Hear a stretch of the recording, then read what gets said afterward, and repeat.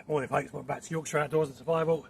So Sunday morning then, just come over the forest just to quickly test, or do a test on that new LIXADA Twig stove that I brought recently, the brown one. So I'm going to set up a little base camp, and get the thing out, and then we'll get a brew on. Keep it simple this morning, so I'm still feeling like crap. Right folks, there we go there. So we've got the DPM basher up, we've got it up correct today, so we just made a lean-to with a porch on that, keeping it low. So let's get this stove out and let's get it tested. Sorry, I forgot to say what I was using. So just for the setup, I'm using jungle knots instead of ridgeline. Jungle knots at the front, all the way down. Remember to put your pegs in at 45 degrees angle.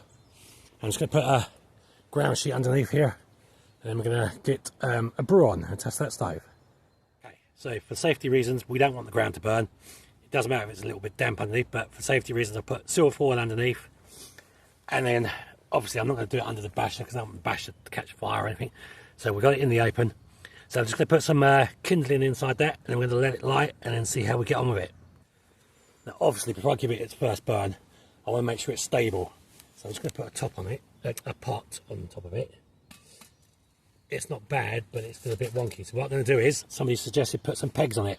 Peg it to the ground, and then it'll be more stable. That's what I'm going to do. I'm going to put some tent pegs on that, make it more stable before I use it. Okay, so to make it more stable, more secure, I've got 4 tent pegs, 3 there, and another one around the side there. Right, let's go ahead, let's put some wood inside this and let's get it smoking up. Okay, so I got about half a dozen pieces of kindling in there, it's deep enough to take that. Let's get some cotton wool Vaseline and let's light that. Right, obviously, you can use twigs on this, that's why it's a twig stove, but kindling works better for me. And there was an opening here where you could feed all that twig stuff in, but I'll feed it in from the top from it. And I'm going to put the crossbar on top as soon as that burns in a bit, and then we're going to get some water on, and I'm going to boil up some water and have a brew, I hope. Okay, pot on top of this LIXADA round twig stove. I just want to see how it performs against the square ones. You know, everyone's got the square ones, but nobody seems to have this one. So let's just give that a minute and let the water boil. See if we can get a brew out here today on this LIXADA round stove, twig stove. Okay guys, within a few minutes that pot is ready. I am bloody impressed with that. Well impressed. I haven't even had to reload the stove. It's still got the same amount of wood in that I put in it from the beginning. So about 5 to 6 pieces of kindling in a couple of minutes. That is absolutely perfect. Well impressed with that stove. The next question is, would I recommend this stove, this LIXADA round twig stove, compared to the square ones? Yes, I would. 100% I would, definitely. I literally just took my coat and hat off for a minute, turned around and that was already boiling, just as I said, just on those few pieces of kindling. Now that is bloody awesome. Well impressed with that. Right, okay, so yes, that stove was a complete success then. Well impressed with that. So the next stove I want to buy and try, the one that I haven't had yet, is the one with the hinges. I know quite a few people have got them or had them, so that will be my next one. But I'm quite impressed with that one. So we've got a brew under base camp. LIXADA round twig stove. Yes, I would recommend it 100%. Not trying to sell you their products. I'm not endorsed by any of them. I brought that with my own money. I just had to try it because it's been sitting there for a while. It's been a couple of weeks since I've been out, and yeah, that's not bad. So I will get that out another day and I will try and cook a meal on that. I'm hoping. I've already eaten today. I've just had my breakfast at home, and that's it. I thought, right, we'll get that stove out, give that a test, and the next couple of videos, the next couple of weeks after the next section of winter has passed through, I want to get that new Dutch oven pot that I brought. I'll get that out probably in May, April, May. Get that out, get a meal cooking on that. But we're going to do that on an open fire. So that's some new videos still to come. I've got a dozen videos planned for this year. And as I said, I would like to buy that next stove, the one with the hinges on it, and give that a try. And for now though, I'm going to sit under this tarp, under this basher, and just chill for a bit. So just from putting in, as I said earlier, just from putting in those 5 or 6 pieces of kindling and about 3 or 4 pieces of cotton wool soaked in Vaseline, This is still running. 10 minutes later, it's still going. So if I wanted to cook a meal on that, I could. I haven't got any food with me today, but that really is well impressive, that stove. Okay, let's just do a quick shifty around the camp and make sure everything's kosher here.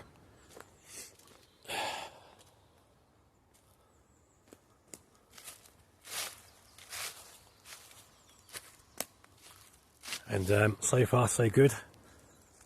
It's all peaceful.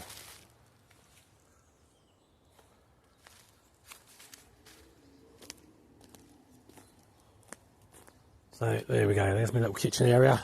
That's the stove. Camp's out, as I said, lean-to with a porch and British Army basher. All good. Okay, what's the most important rule with these?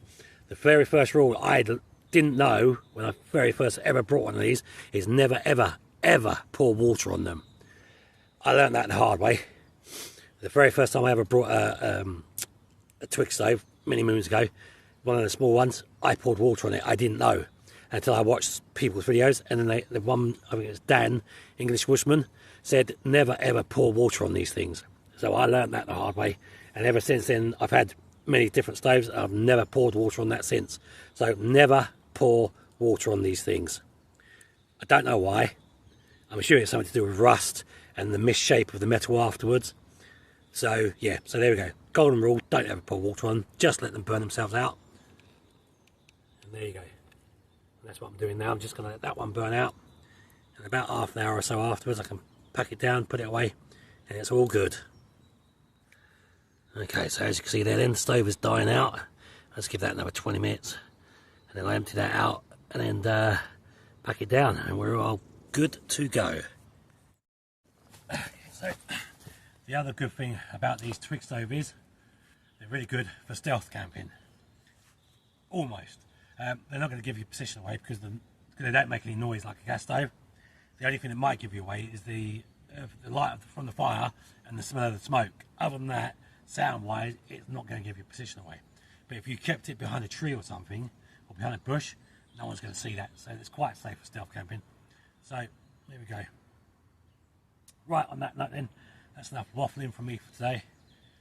I'm still not 100% yet, but I have stuff at home that I'm taking, medication now, and in a couple of months I should be back to square one, I hope, back to normal. Right, so anyway, on that note, let's get this gear packed down. Let's break down the camp, get my kit squared away, and let's get out of Dodge.